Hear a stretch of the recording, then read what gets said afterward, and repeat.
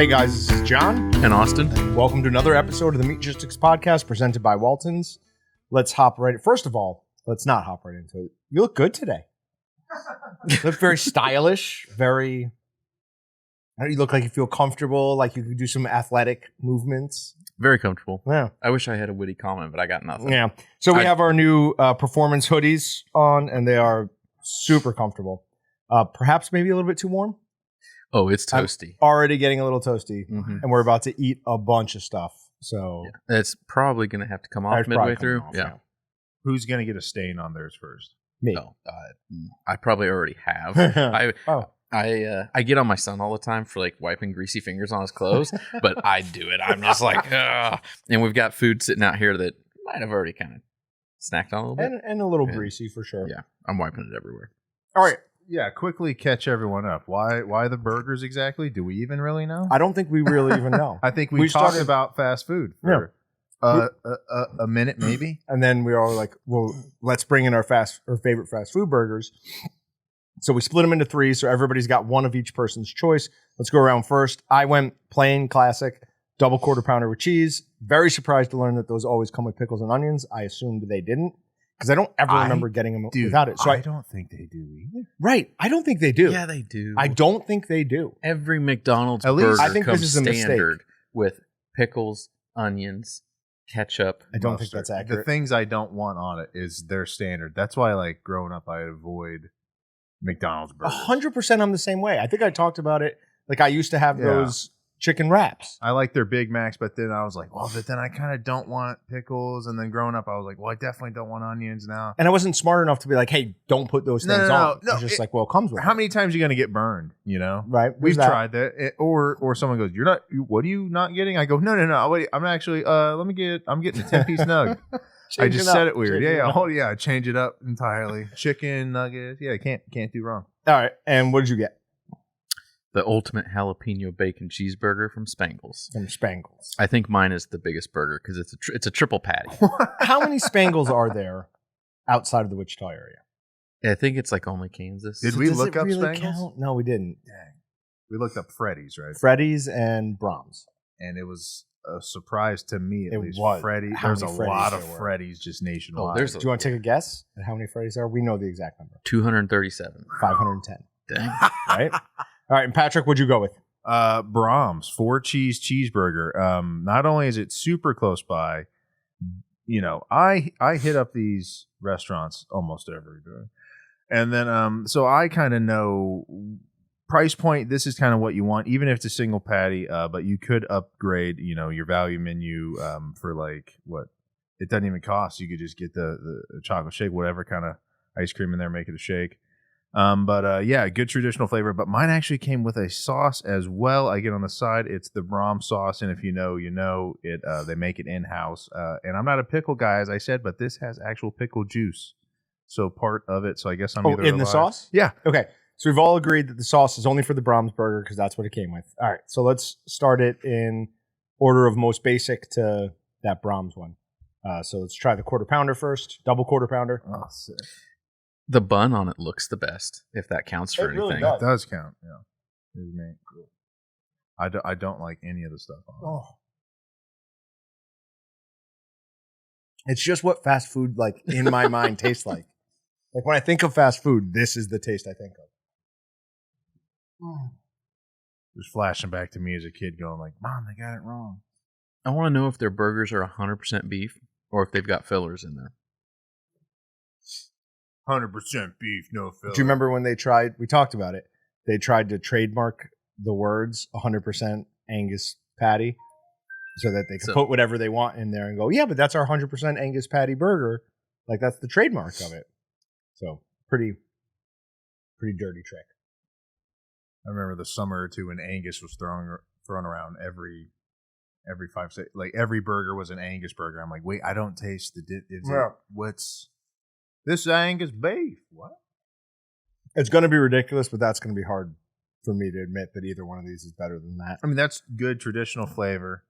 The patty's never the problem at McDonald's. It's either condiments or, I mean, I take it back. It's only condiments. What else could go wrong at McDonald's? We already said it had the best looking bun. All right, let's move on to Austin's monstrosity. This looks Want fantastic. to talk about this? This looks great. No, I just want to eat it. Oh, I see jalapeno. Ultimate jalapeno bacon cheeseburger. I mean, that there's onions then on it too, but it gets you what you need to know. Three patties. They're like It's a large. caramelized onion, though, too. It's not just, here you go.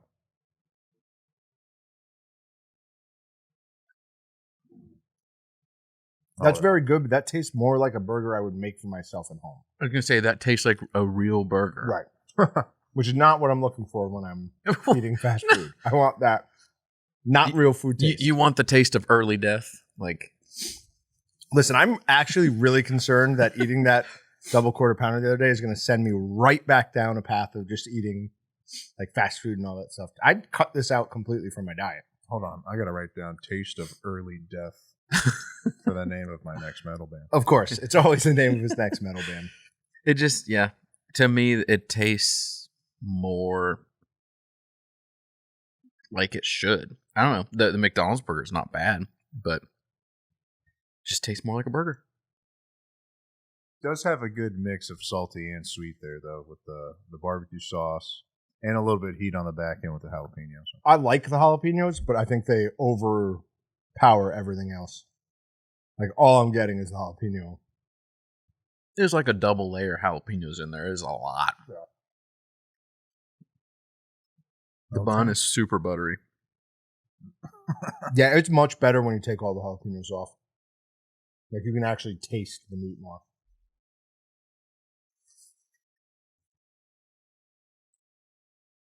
My stomach already feels bad. Man, you're finishing these. You're not just sampling. Okay. Oh, And I already ate my fries. that was a large fry. They're gone. Dude, the fry costs as much as the burger. I'm not surprised. Isn't that wild? I started eating fries from Spangles like once I ordered and then came back. And so it's been like 30 minutes now. And I still haven't finished mine. You finished yours in 9 minutes. I have a problem, okay? We all know this. It's just a panic of, ooh, I got to get that next bite in there. It's gonna go. All right, we ready? We're going to go for Patrick's. Patrick? All right, let's hit it. So I'm strangely most excited for this because 4 cheese, and I didn't know there was a thing such as Brahms sauce. Also, just look at the amount of cheese on there. I know. It's ridiculous. It's a really original take on a fry sauce. Yeah, let me know what you think.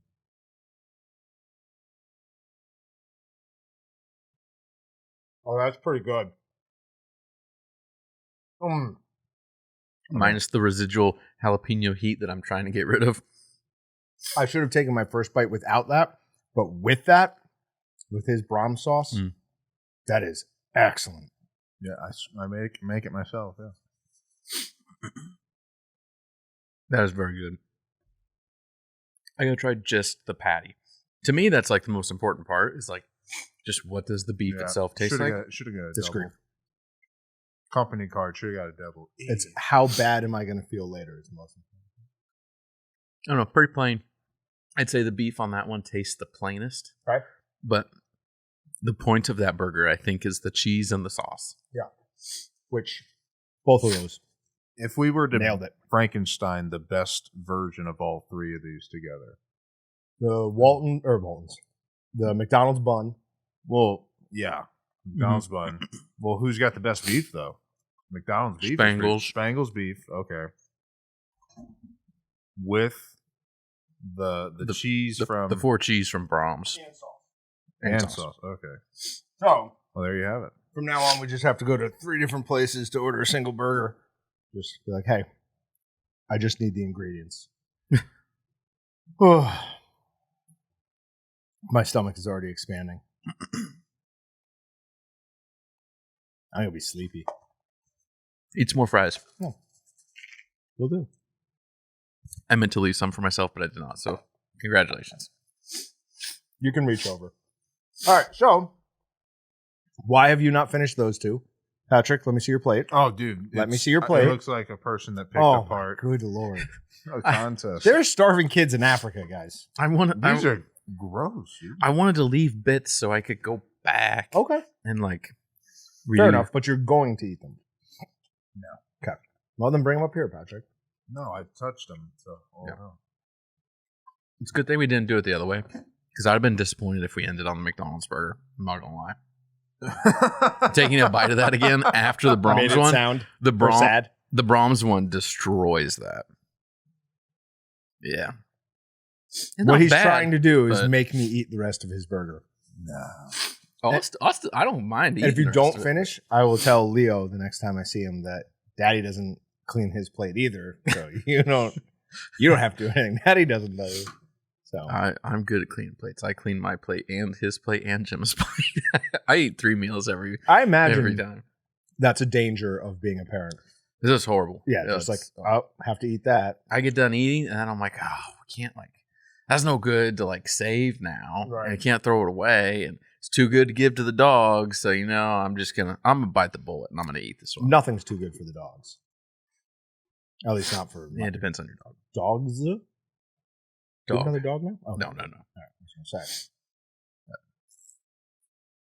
That would have surprised me had you decided to go with another dog. No, we're not getting. Well, I say that I don't want another dog until the kids are old enough to take care of it.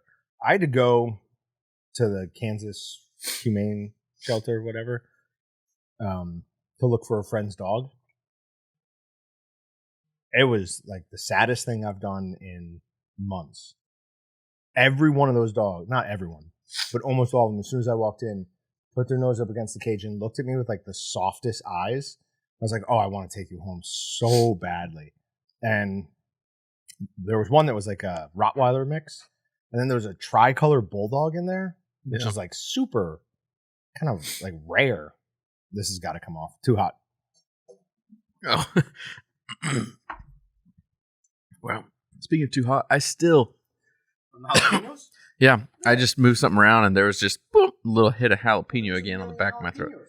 Yeah, and this is a bad plan because now I'm gonna sniffle the whole podcast. Oh, great! But I've been doing better at that lately. I think so. We'll see. All right, so we got other things to eat. A couple weeks ago or a week ago, Austin brought this stuff. What do you know about it? Nothing. I just saw it was a Chinese pork sausage, and I was like, "That looks fun. Let's." Excuse me. We always eat something on the podcast. I'm like, well, let's get it and let's see what it is. So we were going to eat it last week, but unfortunately, it said that you had to cook it thoroughly. We didn't have time last week, so I just threw it in the sous vide today. That shocks me too because it's shelf stable to some extent because it was not refrigerated when I bought it. So I don't. Maybe it's just to cook to get it to the traditional consistency or something. Yeah, I don't. Oh, it's got a little stickiness to it. Sugary. Oh, not a fan. That's not bad, but immediately, not a fan. Yeah. I don't like it. I don't hate it. I'm going to eat more because I'm trying to figure out what the heck That's going what that on flavor here. Is? Yeah. Well, the flavor is soy. Teriyaki. Definitely, hands down. But not regular, though. The consistency no. is it's not terrible, but the fat is all rendered out. Squeeze one. There's liquid fat in there. Oh, yeah, for sure. And that was only at 160, so. I don't know. I don't understand. It's very dry, but very fatty. So the fat kind of adds moisture to it, but it's not water moisture. It's just moist because of the fat. Remember we talked about a week or so ago about Slim Jims, how I don't even think it's fat. I think it's oil. Could be. Same thing. Yeah. That seems more like oil than actual animal fat that was added to it. If it wasn't whatever that flavor is, I actually think I would like it. I don't mind the consistency. There's something off, though. It's kind of chewy. I don't know. I don't know. I'm not a fan. It's not bad. To be honest, if that was what I had sitting on my plate for dinner, I'd eat it. And I'd be okay with it. But it's just not... There's a difference between something that's just it's food, I'm going to eat it. Or, no, this is good. I want to eat this. I gotta try it. It is... Here, Stab it with a knife and then throw the whole knife, please. You wanted a reason to stab something with the knife. Chinese style sausage. Read the name. Kam Yang Jen. Kam Yen Jan. Product of the USA. Oh. So since it specifically says that, how much do you want to bet that the pork came from China, but then they made the sausage here? What flavor? Teriyaki? Best we can come up with? Ingredients: pork, pork fat, sugar, soy sauce. Going down the list: wheat, soybeans, oil, salt, alcohol, grain alcohol, sodium nitrite, sodium erythorbate in beef collagen casings. Hold on. Patrick's got it.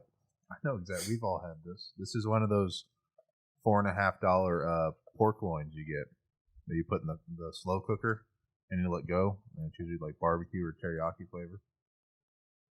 It tastes like that. Also tastes a little bit like the pre-made like blueberry pancakes that are frozen. Like that sweetness. I think I was with you on the first one. No, but you're not, you haven't had enough of the second one to really, that's next level. Okay. Yeah, I see what you're talking about. I think the oil is the main problem. 6184 is the establishment number. So this was made in Washington by January Food Corp. I was going to guess that the pork is from China. Everything was made in China and then it was packaged in the US. See, I was going to guess pig. I thought the pork was pig. That's actually surprising. I put in the establishment number because I was like, it's not going to say who's on here, but it actually does list the name on here. I don't know. I'm gonna hold to my original judgment of it's not bad, but it's nowhere near good. No, I'm just not a fan of too many things in it. I kind of want to eat it raw. It's cooked. I don't think I will. I don't think you should. Shouldn't trust it. Yeah, no. Let's throw those out. I'm not eating anymore. Well, okay. Now we'll go back to the previous conversation. That's at least dog food. You don't throw it out. Not my dogs. That would give my dogs tummy problems. 100%. Yeah, I think a 200-pound dog with diarrhea. And your dogs are inside too. Fun. I give it to my dog. My dog's outside. Yeah, there you go. You'd probably love it. All right. Well, since you're not eating that, I'm gonna take that. Steal that from you. Okay. Look at the screen and tell me. Did you look at the post? Yeah, you did. That's what Mason said you looked like. We have this picture of this girl from The Great Gatsby, and it is very similar wig style. Yeah, totally. It kind of does. He said it the other day. It's like the hair's coming down. Yeah. Made me laugh. My wife was listening to the last podcast, and the second that she heard you talking about the wig, she paused it and flipped over to YouTube because she had to see it, and she was just dying. She thought that was hilarious. Well, that's excellent. I'm glad we made Jenny laugh. Okay, we've got some other things, just like the. Excuse me. What? I said, excuse me. I had. No, the pitch you did in my ear. Excuse me. Denny O is a top poster for all of January. He had 308 posts. Closest was Possum at second with 165. Call Doc today. And then Process Head, Gus 4416, ND Mike, C Davis, Salmon Master, and myself were all the only ones over 100. You were somewhere in the dozen? I'm not very high. Rep those units, dude. I know. Those are rookie numbers. Dude, I'm the OG. Come on. That's fair. But I can still have rookie numbers, but I am member number 1. So we went through once and found like the oldest poster who wasn't you, who is oldest account who wasn't you, who's still posting. And it was like Andy Coes. Yeah, that sounds. He's one of the first. And I think I told everybody this, but just to reiterate, we were looking at things a couple weeks ago, and I was absolutely shocked by the number of people who were online who had been members for like a year. So they were online right then. They'd been members for a year and had 0 posts. Like nothing. They were just constant lurkers. Looky loos. I get that though, because I do that on other sites. There's like 2 in particular that I follow. One I've only posted maybe 5 or 6 times, and I've been a member on it for years. There's another one, 0 posts. Have no intention of ever posting on it, but I'm on it at least 3 or 4 times a week. Not always daily, but regularly checking in. It's just I like to read what's going on, but I don't really want to contribute. So to each their own. Yeah, I guess that's true. I've never posted anything on social media or anything. I look at, well, fair point. But that, like, I don't want those people to post, and I want these people to post. So, yeah. All right. Just something I found funny. Denio sent me something because we were talking about those horses at that horse pool. So there's a couple different types of draft horse, and it also has the total weight pulled by the horse. So it's a Percheron, which a mature horse weighs between 1,900 and 2,100 pounds. A Belgian, which is 1,800 or 2,200. A Clydesdale, which is 1,700 or 2,200. A Shire, which is just 2,000 pounds every time, I guess.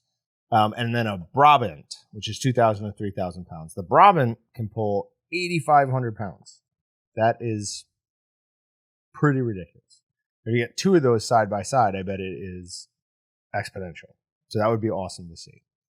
I think we talked about this last time, but those Budweiser Clydesdale commercials, I don't know why they get me like they do. With the puppy and the Clydesdales, it's like, oh, I get very emotional with them. It's weird. Yeah, well, it's me, so that kind of makes sense that it would be weird. Oh, excuse me. Other things. So you already would have had listened to the live stream by now, right? Yep, because it's coming out on Friday. Great live stream, huh? It was awesome. I thought it was actually our best one. We gave away a... Dude, I died. I'm not even here anymore. I'm pretty sure we gave away a leather apron. We definitely gave away a leather apron. We also gave away the prototype for the Walton's 2,000 square inch digital dehydrator, the one that we did all the testing on. We had that in here, so we're going to draw that, or we did draw that, however you want to look at this. The winner was... Way to go. Congratulations. We will get that sent out to you. Couple other things. We've got some other units in here that may be getting replaced soon. Wait. Oh. Not people. Oh. Not people. Oh, you're talking about me. You're fine. Absolute unit. We'll do your review tomorrow. You're fine. Don't worry about it. I thought you said we were good. But so over the next couple of live streams, we'll also have other things that we'll be kind of swapping out. So your chance to get your hands on some more Walton's equipment, whether it be slightly outdated or with just like a different look, or a prototype of it, you can find out. But yeah, so keep going to the live streams for that. If you're interested in winning, if you're not, kudos to you. I don't know. I don't know. That house I wanted to buy is still on the market. Yeah. I've got to get mine sold. I was going to say, do you have it's got to be an all cash offer. Have you started that process yet? Well, what do you mean? The listing? No, we have everybody coming all set up to fix stuff. What? So the stuff we have to have fixed, like all that is scheduled. Wait, you're fixing before you even... Uh-huh. Okay. There's a couple things that like if we want it anywhere near the price point we want, you can't have a door that's chewed, holes all the way through, a bench with huge dog teeth marks in for no reason. I don't even know when he did that. I just came home one day and there's huge teeth marks in like our mudroom bench that's attached. That dog hates me. He really does. But he gets to stay outside right now, so he's happy. Yeah. Anything else before we go on to Meat Matters? Nope. Okay. First story is unlikely allies want to bar JBS, the Brazilian beef giant from U.S. stock markets. A giant Brazilian meatpacking company is facing persistent opposition to its plans for a listing on the New York Stock Exchange because of concerns about corruption settlements, accusations of Amazon deforestation, and its growing market share in the United States. The proposed listing by JBS, the world's biggest meatpacker, has brought together American beef producers, environmentalists, and politicians from both major parties in a rare common cause: JBS is a leader in the American meat industry and has many millions of dollars in government contracts to supply meat for food banks and school lunches. The company announced last year that it was planning an initial public offering in the United States, but calls from the major investors to vote on the proposal have delayed the move. Listen, until that very last bit there, that was the best I've ever read on this podcast. There was no stumbles. There was no, wait, that doesn't make sense. I nailed that until that very end little bit there. So, oh well. Not bad. What can you do? So I am curious, who is the most in opposition here? Because is it just people just angry in general at the meat industry, or is it legitimate concern for JBS's practices? But if you want more transparency from a company, it would be good to let them have an IPO, because then they have to submit certain documentation every year. Like, there are things you have to do and abide by if you're publicly traded. So I would think that would be a good thing for people that don't like JBS. However, it's going to give them an access to a huge amount of capital. Like, who knows how much that they could bring in from that. And then, what happens? Does JBS buy Cargill? No. No, that wouldn't pass regulators. Cargill's to take a big 4 to a big 3? Dude, wouldn't pass regulators. When's the last time that the government stepped in and actually stopped like anything that's not communications? That's the only thing that they've done in the last 10 years is stop cell phone companies from. Tell me who's bigger. Than what? What industries are that consolidated? Most industries are not that consolidated. Sure they are. There's 5 cell phone carriers. Well, you said besides communications. Oh, okay. So we're removing it from my side too. I wanted to use it on my side. That's a fair point. Anymore, they're just, yes, there is some consolidation on stuff, but not to that extent. Maybe look at airlines. There's only a few, but there's still more than just 3 or 4. Right. And they're all failing miserably. have you paid any attention to that stuff? Doors flying off. There was one. Oh, I see some headlines here and there, but no. Not this really. one got me really bad because I've had this experience before. When you're sitting on the wing and you're waiting to take off and you look out and you go, that just doesn't look right. Well, some lady actually said something. She got a stewardess. She's like, there are no screws. She's like, there's 5 screw holes there. There's only screws in 2 of them. She's like, how is that? And the stewardess looked at it and was, I guess, brave enough or smart enough to tell the pilot, hey, you need to have someone go look at that. They looked and somebody just didn't put the other 3 screws in. That's nice. I'm not flying, dude. I'm done flying. You still, your chances of having an issue flying are less than driving. I don't think that's accurate anymore. It's just because the sheer number of people driving and accidents there are, Did you see the video of the engine on fire in the sky as it went over the city? No, but that'd be pretty cool. I mean, story to tell. As long as you're not on it. No, that's as long as you lifelong trauma, probably. Live through it. Oof. Have you not seen Final Destinations? Those people are all going to die eventually now. Yeah. Death is going to get them. Well, we're all going to die anyways. Regardless. You're all going to die. I want that to be made very clear. I'm not convinced I'm dying yet. Okay. Texas chicken farm engulfed for hours in massive blaze. A massive fire engulfed a chicken farm in Texas, demolishing the chicken coop, with firefighters still working to extinguish the blaze on Tuesday. The Bryan Fire Department shared images of the fire, which showed huge flames and a giant plume of smoke at Feathercrest Chicken Farm, which is owned by MPS Egg Farms. If you look at that picture, you can't see it? Look at this picture. It is enormous. Wow. I mean, hopefully they're all roasted to perfection. Spicy. That was mean. Yeah. That was mean. Dang.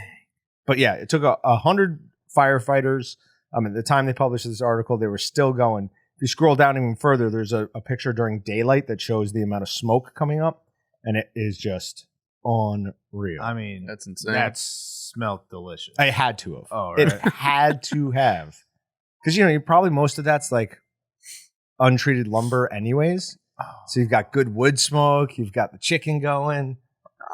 So you're telling me they were hickory smoked? Yes. we were mixing up. We did another. What is going on? I'm sorry. New watch. It's dinging. I don't know how to turn it off. New watch. Who says, "Hey, you said I was getting oh yeah, headphones." So I don't know. They didn't ship with it. They're not coming for like a week or two. Oh wow! But, you tell Mike McDaniel up there to chill out on his cell phone. Mike McDaniel's actually he's got a hoodie, he's got the glasses. That's pretty good. Actually, do you know who Mike McDaniel is? I have hair. Oh, burn! You need a vape. Well, hold on 2 seconds. Mike McDaniel has the same hair. amount of hair as you. No, he has more hair than I do. Oh, okay. Yeah. So if I'm him, I have hair. I thought you were trying to say you were better than him. No, Those hat guys, though, you can never tell. You can never tell. I don't even remember where we were. Member berries? We were talking about something. Oh, remember Motley Crue? Chicken. Oh, all right. So we did more of that bacon, the beef bacon stuff. Where is that video? Yeah, dude. Yeah, dude. It's on the SD card. So still, you haven't done anything. Oh, no. We just shot it yesterday. That's not. Wait, was it yesterday? No. The thing we put in the tumbler? No. The one that he and I already ate. Oh, no. Yeah, for sure. Okay. That was last Thursday? Yeah. No, okay. That's a little bit, yes. Okay. So eventually that will come out once he's gotten it off the SD card and be gone. I was like, looking, I was like, hey, I did something with it. I took footage from that for the dehydrator video. In Patrick's defense, I sent him yesterday morning. I came in early, 2 days ago. No, it was yesterday. I sent him I'm like, hey, here's a priority list of things I need you working on, and those were all done by the end of the day yesterday. So, but yeah, so what we're doing is we're taking different cuts of beef or whatever, and we're trying to make bacon out of it. So yesterday we were doing a different cut of beef, and I was mixing up all the cure, and it looked like the most delicious beer I've ever seen. Like, it was perfect dark gold color. It had nice foam at the top from after I was mixing it. It really almost had me drinking it. I was like, maybe it tastes like beer. We don't know. But no, I did not. Oh, excuse me. All right. Wagyu beef added to Washburn Rural High School cafeteria. I mean, come on now. This is ridiculous. We're feeding high school kids Wagyu beef. Yeah, so what's... Did they spell So it some weird? local students are soon getting some of the highest quality beef in the state for school lunches. This semester, Wagyu beef is an option for students at Washburn Rural High School. For many, this beef is preferred because of its high degree of marbling, which gives it a richer texture and flavor. The meat comes partially from Japanese beef cattle, which is extremely rare in America. USD 437 is working with Booth Creek Wagyu out of Manhattan, who's pleased to get students the nutrition they need for each school day. The owner of the company values doing business with schools, and he wants to give back to the community, and we're getting such a good price. It's extremely affordable, and it's high-quality product. I want to know what extremely affordable is. I do too. I still, horrible on me, but I still have not gone to the seafood shop to whatever it's changing to, which is owned by Booth Creek Wagyu out of Manhattan that the story's about. I need to go try their stuff still. But it says they're sampling the Wagyu this week. So does it mean like, are they actually like doing like full meals with this? No, I'm pretty sure they're getting full meals. Because that seems crazy. Unless the guy's just like, it's out of the goodness of your heart type of deal, wanting to do something. I wouldn't think that that's the best use of taxpayer dollars to go buy Wagyu beef. I would agree. But I don't know. Don't know what the details of it are. You would think that being a public institution, that all of that is public record, and you can probably find it out. If it's not truly public, you should be able to submit like a Freedom of Information Act request. Right. Are you angry enough to do any of that? Probably not. Definitely not. No. But I don't know. It's in Kansas, so my tax dollars are going directly to it. And this place's tax dollars, so not only your personal ones, but this one probably a bigger deal. It's property tax is absolutely on this insane. Yeah, it's nuts. I hate taxes. They're the worst. Story and argument for another day. Yeah. All right. Can't click on the next article, but it's Utah beef producers' new facility focuses on sustainability. and it's expected to create over 100 jobs. I could click on it from my desktop, just not from this one. But interesting that you're starting to see words like sustainability, environmentally friendly, conscious, things like that creep their way into the meat processing world as well. To a certain degree, you've seen it in ranching for a while. People have been really excited about regenerative farming, things like that, which makes sense because, regenerative farming is an old school way of doing it that focuses on the microbial health of the soil, right? So that makes sense. Like it's going to give your it's going to give your animals better vegetation to feed on, healthier animals, less antibiotics, all that stuff makes sense. But once we start talking about the processing, when we start talking about sustainability, I don't know. It doesn't seem like it has the same opportunity there. Like I care how my beef is raised. I even care how my beef is slaughtered to a certain degree. I don't necessarily care about the sustainability of them cutting it into steaks, right? Like water usage, is that what we would be thinking of? Yeah. What is a big enough? How does sustainability even come into the equation in that scenario? I don't see the opportunity for it that I see in ranching. Yeah. And I mean, I don't know. Technically, everything probably has a little bit to it, but it's probably so minuscule that it doesn't matter. Yeah. It's another one of those, have you considered the cloud? Nobody, you don't know what that means. I know what that means. Know what that means. But like the average person, when, oh yeah, we're having these problems at work. Oh, you should try using the cloud. Like, shut up. You have no idea what you're talking about. All right. Why U.S. chicken and pork prices will fall when soy-based diesel ramps up. Do you want to take a guess why? Just without reading the article? Sorry, I was in the act of sneezing. What is the question again? U.S. chicken prices to fall thanks to green fuel boom is the headline, but it's why U.S. chicken and pork prices will fall when soy-based renewable diesel ramps up. Just lower transportation costs? There you go. So all it could have said is, as gas prices go down, cost of everything else goes down. Yeah, that's, to be honest, I don't know. At least, it depends on what it is, but just a one-way transit cost, 7 to 10% of your price is transit, but that's one way. So that's like goods and services and stuff, everything that Walton's sells. We sometimes bring stuff in locally, sometimes from overseas, and sometimes, to be honest, it's through multiple channels. It's not like, I guess two examples. Two best examples would be probably like a piece of equipment that we get from China, a meat grinder. Comes in from China. We have to pay to haul containers in, and then it has to ship by rail or truck to us here in Wichita, and all of that goes into the product price. But then also the shipment from us to the end user then goes in the product price. Only two ways there. But then you also have to think, well, what about our manufacturer in China and how the stuff gets to them? Right. There's transit there. Look at Excalibur, all of our like packaged seasonings. Excalibur is getting stuff from different suppliers who are getting stuff from whoever's growing the different spices and things, and then it's coming to us, and then it's going out.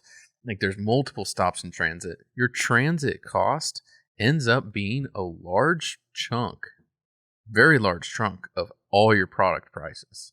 Yeah, when we were meeting with one of those website people last week about the international stuff, they mentioned like VAT taxes. And I know what a VAT tax is, so that's why I asked him, like, hey, can you explain how you calculate that? He couldn't at all, really. Or didn't in the way that I was wanting him to. But now imagine adding a VAT tax to something like that. So not only do you have to pay for transportation each time, but it's taxed each time. Yeah. So look at the stuff we bring in from China for like meat grinders. Meat grinders are taxed at a 29% tariff rate. Yeah. So everything is also then immediately 29% higher. If you got rid of, transportation costs and tariffs on the stuff we bring in from China, people would pay half, right? Less than half maybe at times of what they pay now. Yeah. Whole government was supposed to run on tariffs. So just wanted to remind everybody of that. But no, that isn't actually the only reason that they see the pork and chicken prices specifically as falling. It's because there will be a byproduct of this soy biodiesel that also will able to be used in feed. You want your pork eaten fuel byproduct? It depends. Yeah, it doesn't really matter. Like this is fuel byproduct, right? This plastic. Yeah, that could plate. be that. It sounds bad. Right. That could be really bad, or it could just be like, yeah, whatever. It's fine. It is what it is. It probably will be nothing. But the federal government's role in those TikTok ads for milk and pork. This is from Politico. Recently, there's kind of been a big thing where influencers on TikTok are responding to these ads telling people to eat like more meat. They're trying to get them to understand the benefits of a healthy, balanced diet. They call pork in one of them like a mood enhancing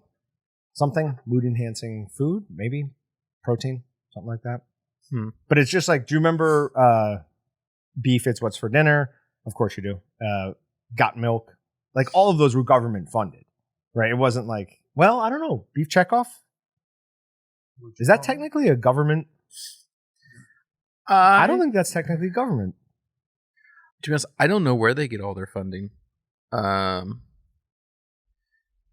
So some of it has to be government based because some of it is like kind of like a tax on the sale of animals, but I honestly don't really know for sure where all the different funding for it comes from. Pull up their website and see if it's a quick, easy answer or not. Oh. Sorry, after eating the equivalent of 2 fast food meals, my belly was pushing out uncomfortably, so I went and got a bigger thing to wear. Do you need to go switch out for an extra large? I might need to go take a nap. I am exhausted after that. Whew.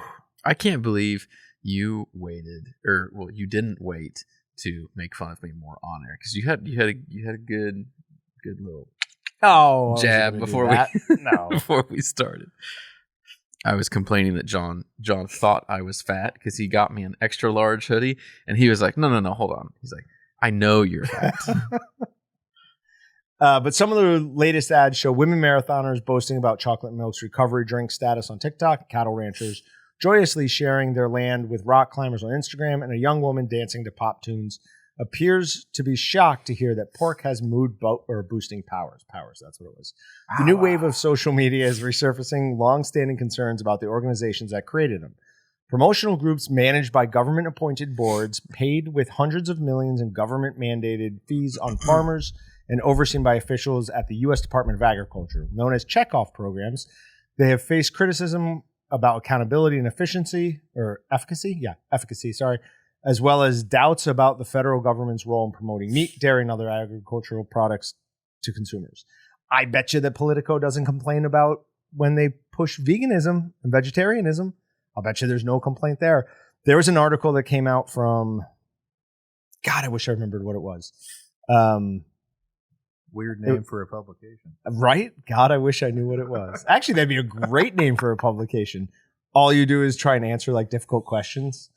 But the headline was, growing your own vegetables has 5 times the carbon footprint of industrial farming. And the main response to it was, anyone trying to convince you not to grow your own food is not your friend. Like, how did someone come up with those numbers? Who knows? Don't do it yourself. You're killing the planet. Right. You're sick. And then also, though, we're going to complain about industrial farming too. Well, you know. But don't do it yourself. Just promise everyone. We're going to be good. We'll do it for you. Cool. We'll control your food. Don't worry about that. Finally, someone's making it easy. I'm telling you, I'm tired of someone's being proactive about it. This is good. Okay. Yeah. How many times I get in an argument with myself not knowing what I want to eat? So that you're just going to be told, here are the bugs. This is what you get. Twice I've pulled through a drive-through this week, and they go, "Oh, sir, what can I help you? I'm going to get it." And I go, and I just slowly pull away. You order nothing. Yeah, I just go somewhere else. I wonder if that messes them up. Nah, they are fine. They don't care. They don't. I don't mean emotionally. I mean like with their count No, I or know. something. No. Yeah. Joke's on them. It's not really. It's not. No. There used to be an old SNL skit with, you know what I'm talking about? No, I'm so mad. I forgot to tell you. Okay. There used to be an old SNL skit with David Spade and Chris Farley where they were in a car and they'd pull up to the drive-through. They'd pay for it and then they'd kind of look at each other and snicker and just peel out and take off. Like the joke was the opposite of like, you know, taking the food and running. They're paying for it, not taking their food. Like, I don't understand, but it used to make me laugh so hard. I was in a Freddy's, drive-through. It has 2 lanes, right? It's kind of like 4 or 5 o'clock, so it kind of looks more like it's 7 o'clock nowadays this time of year. Okay. And I don't know if that contributed to it or what, but anyways, I'm waiting. There's a car in front of me, and they order, and it pulls through, and I go, cool, all right. Me, nothing. The guy next to me, though, he ordered. I go, okay. They go back and, whatever. They don't have 2 people on it. It's back and forth. But then the guy after him pulls up, and they ordered, right? And I go, okay. Now getting mad. Something. All right. I go, and like in my mind, I go, dude, listen, this is it's not going to happen. But I go, if I hear that guy talking, that next guy, I'm gone. Here, that guy pulls up. What can I get? That guy starts ordering. I go, you gotta be kidding me, man! I hit the reverse, in a nice calm, like this would like make sure no one's behind me, and I pull up back up. I'm in the closed lane.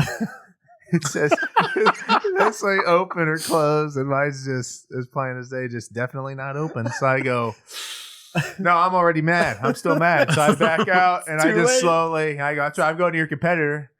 That's right, and I go to Burger King.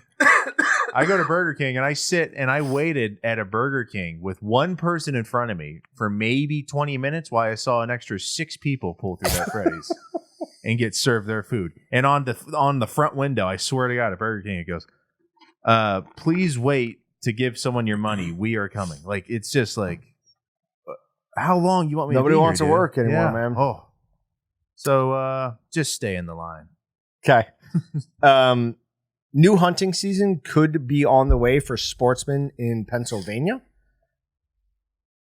It looks like a new hunting season could be coming for the Keystone State after Saturday's Pennsylvania Game Commission meeting. Soon enough, per the Game Commission's highlights of the meeting posted to the site, Pennsylvania may be able to partake in a wild pheasant season. The post noted that there are 2 wild pheasant recovery areas in Pennsylvania, and that in one of those areas, there's been a limited opportunity to hunt for young hunters who won drawings in the past.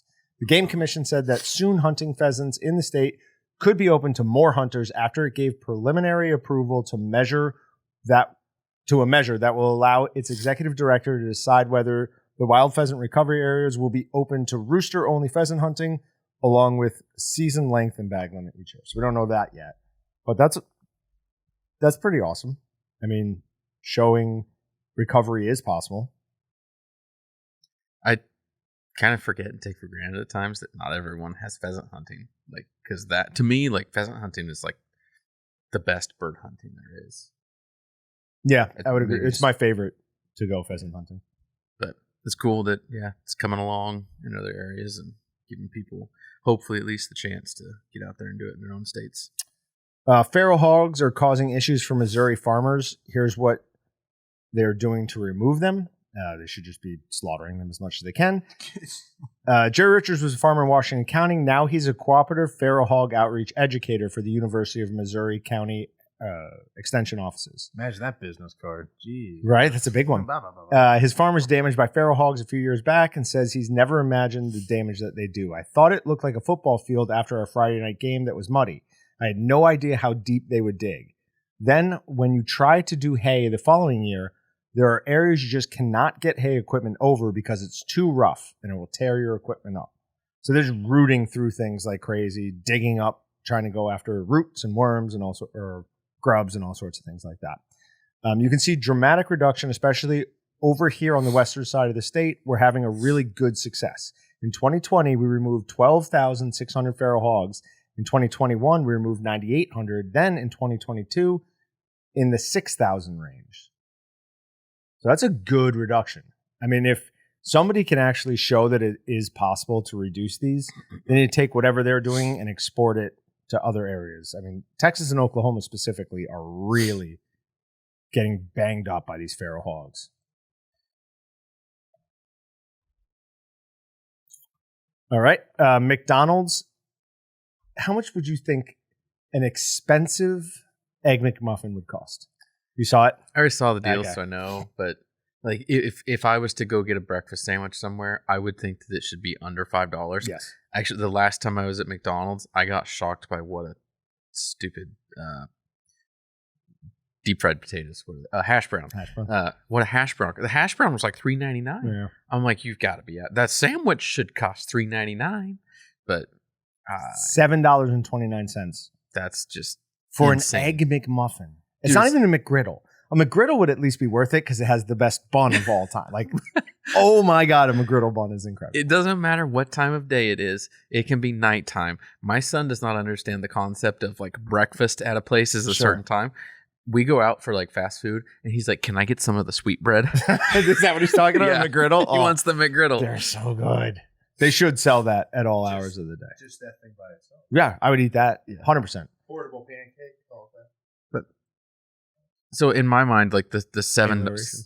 $7, like how's that sandwich like any different really than like the Jimmy Dean ones you can buy frozen, and I don't know what those cost. Those are buy them in bulk for Sam's, and they're $2 a piece. I would say Egg McMuffin from McDonald's is better than the frozen stuff you get. I would say. Oh, frozen. Yeah, because if we have to do A McMuffin Now though. we all get to make our favorite burger. and then bring in a McMuffin. I would argue that if it was a sausage, egg, and cheese biscuit, Yeah. the biscuits are better. It's a McMuffin. It's an English muffin. Okay. I don't think so, but I don't know. But this was in somewhere in Connecticut, and I'm sure transportation costs, property cost, and labor cost are really what drove that. Your dad sent me an article that I cannot find. I know I put it in here. There it is. Cut out the middlemen of your beef operations from agriculture. This is a Tennessee cattleman builds on farm processing center to capitalize on local demand for his high quality product. I stopped everybody in our room and asked if you had an article written about you adding on to your business. And they didn't specifically call out what that business name was. Wouldn't you? Don't you think you'd be pretty mad at the author? Yeah, pretty angry. But in the end, it is Donnell Century Farms, and it's near Jackson, Tennessee. And basically, he had been unhappy with the style and the quality of the cuts he'd been getting for years, but he really couldn't do anything about it. He didn't control that. So then during COVID, he thought, might as well do it now. Now's the time. He got some assistance, some loans, I think through the CARES Act, and has opened production, and now is raising and slaughtering and selling his own beef, which I think we all know my thoughts on that. I feel like that is the way forward. I think you'll see a lot more people taking up the Crables method, right? Which is what this is. Mm-hmm. I think they do slaughter other things, obviously, as well. But yeah, Crables or these guys? Crables. I was going to say Crables will slaughter everything. Yes, I know. Every time I meet somebody who's not familiar with this industry, I tell them the ostrich story. Yeah. Every single time. Yeah. First time I went back to New York, I think I bored everybody with how much I was talking about that. All right, wild card. True crime cases where an owl, mountain lion, and other animals got blamed. So we all know the dingo ate my baby, right, Patrick? Yeah, Of course. Dingo ate my baby. You don't know dingo ate my baby? That's No. crazy. I was thinking about that this morning. You were? Yeah, just that expression. Sigourney Weaver was in a movie about it. It was some lady was camping, some family was camping down in Australia. She said she saw a wolf-like creature going out of the tent with her baby in his mouth, and they thought she killed it. They eventually found the baby's like jacket near a dingo den, and so she got like released and whatever. She was in jail. Like they convicted her of it. I have to sidetrack us for a minute. Go ahead. I forgot to tell you this, but you know the pack of wolves that they released in Colorado? Yeah. Tell me your brother saw them. There's a chance I saw them. No. Yeah. So when we were driving out when we were in Denver for the stock show. So you've forgotten to tell me this for weeks? Yeah. Oh. I need to get the picture of it. My wife has a picture. I don't have a picture. But we were driving out into the mountains and we're going along. We're passing through this meadow and we're looking out and it's like, that's interesting. It's like coyotes. Like, no, that's too big for a coyote. Looking at it, there's like a pack of them. There's like 5 or 6 of them, and way too big for a coyote. Unless somebody's got like a pack of very large sled dogs or something like that. Like, my only thought was that looks like a wolf. Not an expert. Yeah, we got to get that picture, but like ASAP. So the picture, I mean, we were very far away. Yeah. The picture is not great. Okay. So this is going to be like Bigfoot sightings. Okay. So I'm not going to, it's not like I have like conclusive evidence. Right. But now, when you say unless somebody had a pack of like sled dogs, yeah, we talked about it like a year ago or so. Somebody who got in trouble in Colorado for shooting somebody else's dogs. Remember that? And it was like a pack of sled dogs that he had. So it's possible that it was that. It's cooler if it was the wolves for sure, though. I was doing research on like where they let them go, where they've been sighted, and we were not in the county that they let them go in, but we were like right next to it. Oh, come on. So it's not like, we can't go over there. Yeah, they're going to go wherever they want. I figure they're going to travel some pretty good distances. Yeah. But I don't know. I wherever need, the hunting is best. Need to do more looking and see if I can figure out what I saw, what I really That's think awesome. It was. That's awesome. So watch the Sigourney Weaver movie. Then we all know the owl from that Netflix thing, the staircase. Yep. It's that one. But then Colorado man Barry Morphew blamed a menagerie of wild animals, including 85 chipmunks, a bull elk, deer with horns, not antlers, but horns, and a runaway turkey on his unusual behavior when police questioned him after his wife, Suzanne Morphew, disappeared in May 2020 and suggested that she'd been attacked by a mountain lion. He was charged with her murder, but in April 2021, days before Morphew's trial was scheduled to start, the district attorney asked that all charges against him be dropped. Morphew later filed a $15 million lawsuit accusing the prosecutors and local, state, and federal investigators of violating civil rights.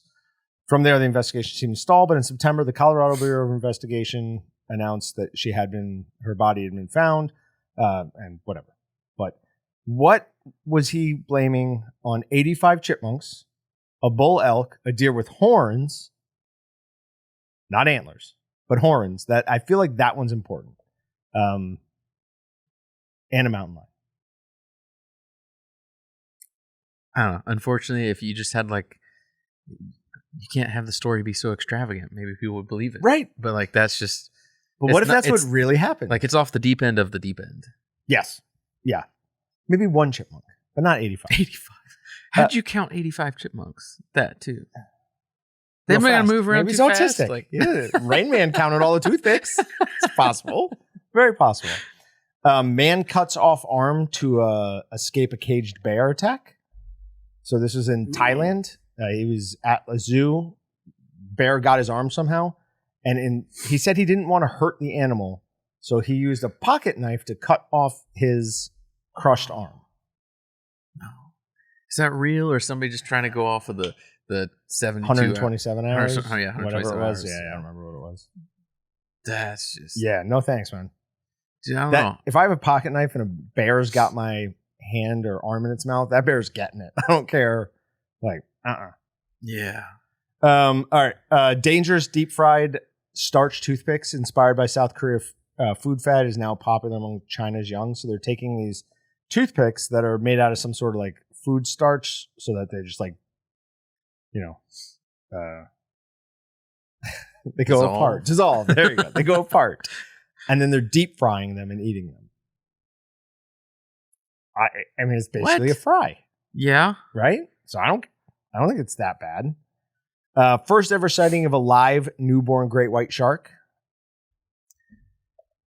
How is that like a first? How have we never seen a newborn Oh, they don't know shark where they don't know where they mate. They don't know where they breed. Like, yeah, they know nothing about the mating habits of a great white shark. They assume it's like super violent is maybe the wrong word because they always have like mating scars on them. What it probably is they have to bite to hold on, right? But yeah, Weird. You would think we could send a camera down there and 5 figure it feet out. long. A newborn great white shark is 5 feet long. Do they give live birth? Yeah. They're not a mammal though. Nope. But they give live birth. Yep. That's weird. Almost all sharks do. There's like 2 sharks that give, like you can't call it an egg. Like they deposit it and it holds on to like seaweed or kelp, develops there. But like almost all sharks give birth to live young. Weird. What would you would think it was an egg? Is that what I you're don't doing? know. I thought mammals were like kind of unique in that. For the most part, yeah, but no, sharks do. And then there was another shark attack in Sydney Harbor. I guess I didn't put it in here. I told myself I didn't want to do it. They have video of that Maryland boy getting attacked in the shark diving expedition thing, and it's probably not something we should watch on the podcast. I mean, he doesn't die, obviously, but there's a lot of blood in the water. Oh no. Yeah, let's skip it. I got a very full stomach. We don't need to Yeah, I'm gonna go home and take a push nap. on that. Yeah. I'm exhausted. Anything else? The only other breaking news and development is that Chinese style sausage is not good in Brahms sauce. I tried that, that while what- we were sitting here. I was wondering why you were cutting off another piece. I'm like, it's not good enough to just keep eating. Yeah, I'm looking at stuff and I'm like, this might make it good, and no, it doesn't. Don't try it. The camera on this new phone is ridiculous. Truly ridiculous. Right.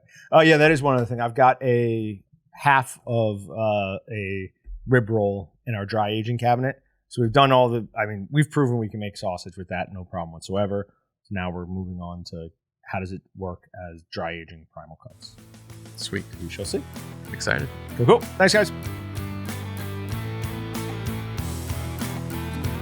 Thanks for checking out the Meatgistics podcast.